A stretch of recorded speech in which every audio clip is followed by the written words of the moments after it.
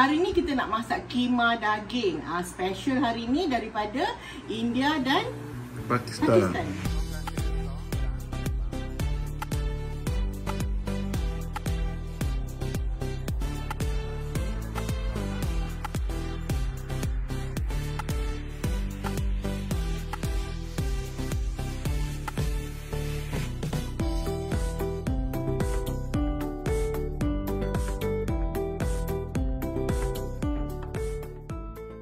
Keema ni famous juga dekat Malaysia. Orang makan dengan roti naan, chapati, makan dengan nasi pun boleh.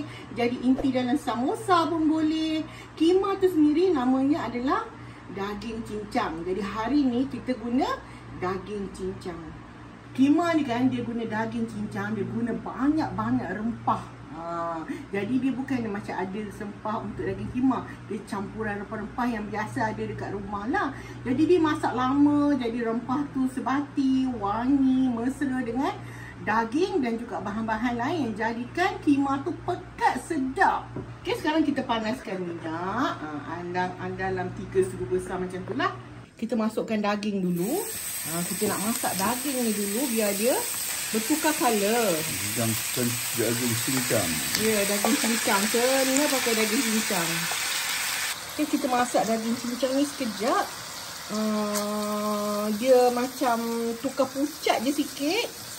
Kalau nak masuk bawang dulu pun boleh pun, tak ada masalah. Tapi kita masak daging dulu sebab nanti biar air dia ni kering sikit. Baru dia keluar lagi air juga. Tengok air dia keluar. Dan juga dia punya colornya tadi merah-merah kan, dah jadi pucat. Kita boleh masukkan bahan-bahan lain. Mula-mula kita bubuh 4 sekawan. 4 sekawan ni kulit kayu manis, tak payah banyak sangat. Yang ni lebihkan sikit. Itu biji ketumbar. Buah pelaga. Okay, kita masukkan bawang. Kak Ain dah siap potong dadu. Kak Ain guna bawang capsicum, bawang Holland 2 biji. Kalau tak nak guna bawang Holland, bawang yang merah biasa kita pun boleh. Tapi biar bawang lebih sikit. Bagi rasa kan. Rasa bawang tu nanti dengan kita nanti nak cantumkan dengan rempah-rempah dia. Okay. Okay, kita nak kisar halia sikit. Dan bawang putih. Kalau ada dah siap paste, lagi senang mah. Okey, kita nak masuk dalam kisar, potong kecil-kecil lah. Ada yang boleh juga buat daging cincang mutton bang, apa? Kambing. Dia lagi sedap lah. Kalau kambing tu lebih ke sikit halia. Bau hamis tu kan. Sedapnya bau kat sebelah ni. Belum lagi bubur rempah. Cuba tau, bulan-bulan puasa raya boleh buat inti samosa. Something different untuk raya. Betul. Tengok ya air daripada bawang ni. Yang daging tadi dah kering bang. Ni daripada bawang kan. Jadi kita masukkan pula halia dan bawang putih. Okey, kita kacau. Nampak orang kata kan nampak mahal. Okay, Kak Ain masukkan ubi kentang dahulu sebab ubi kentang kan lembut dia lama. Ini suka hati. Kalau suka ubi kentang banyak, bubur banyak. Lagi satu bahan yang ada kacang pis. Tapi Kak Ain kebetulan hari ni kacang pis Kak Ain hilang. Hilang seperti biasa, hilang dalam peti ais. Kita potong macam ni kecil-kecil macam ni. Jadi dia bila dia makan keema ni dia macam ngap-ngap terus lah. Ambil satu sudu terus makan macam tu. Jadi biarlah kita potong kecil-kecil. Kita masukkan ubi kentang. Kita nak bila daging tu masak, rempah masak, ubi kentang ni pun lembut. Dan ubi kentang juga akan memekatkan kuah dia. Wah, bau dia. Belum campur rempah-rempah lagi ni. Okay, kita nak masukkan rempah dia. Inilah dia rempah dia. Okay, rempah dia ni semua penting-penting. Tengok daun bay. Patutnya Kak Ain masuk awal tadi tapi tidak mengapa. Daun salam. Ya. Daun bay India punya. Okay. Jintan manis.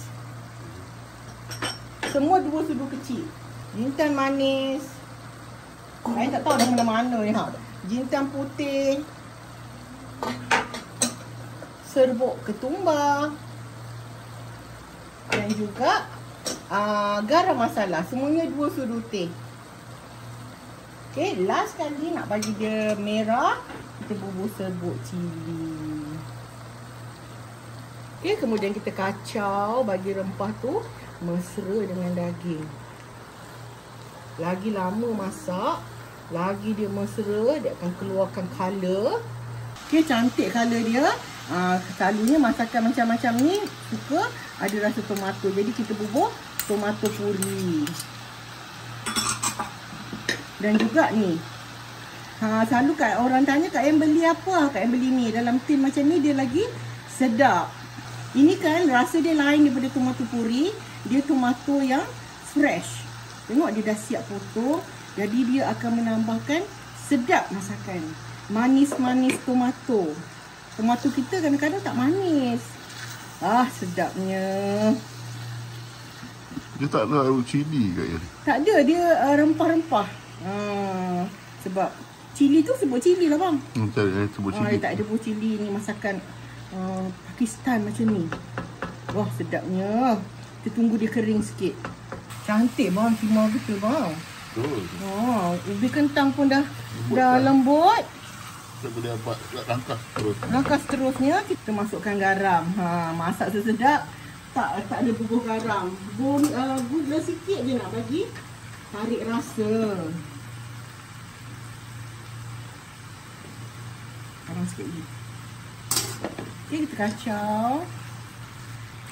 Okay, kita masukkan yogurt. Bagi masam-masam daripada yogurt. Kima ni dia tak kering sangat tau. Tambah pula kalau kita nak makan dengan roti, nan ke, chapati ke, biarlah dia lembab. Macam tu. Itulah dia perkataan dia. Last kali ada bahan lagi nak masuk. Last kali kita masukkan daun ketumbar. Kalau ada kacang pis boleh masuk juga. Kita kacau. Last kali. Lepas ni ikutlah terpulang nak kering macam mana. Rasa semua dah okey ni, dah masak dah. Apa kentang dah lembut dah. Dah siap masak dah kima kita, tengok. Banyak ni. Kak Em masak dalam 1 kilo lebih sikit macam tu lah. So kita nak hidangkan. Dah ada capati. Macam tahu je Kak Em nak makan dengan capati kan. Ni dia kima. Ada background lagu. Cicah dengan capati.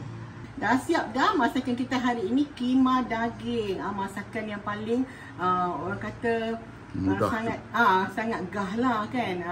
Sesuai untuk buka puasa. Ya, lepas tu senang je buat. Ikut Kak Em punya resepi, ikut macam mana Kak Em masak. Jadilah kima daging. Jadi bahan-bahan dia semua ada. Kita jumpa lagi di episod yang akan datang. InsyaAllah Kak Em akan kongsikan resepi-resepi yang menarik, nak memudahkan kita kerja memasak di rumah. Terima kasih banyak-banyak yang like, subscribe dan share. Komen banyak-banyak. Bye.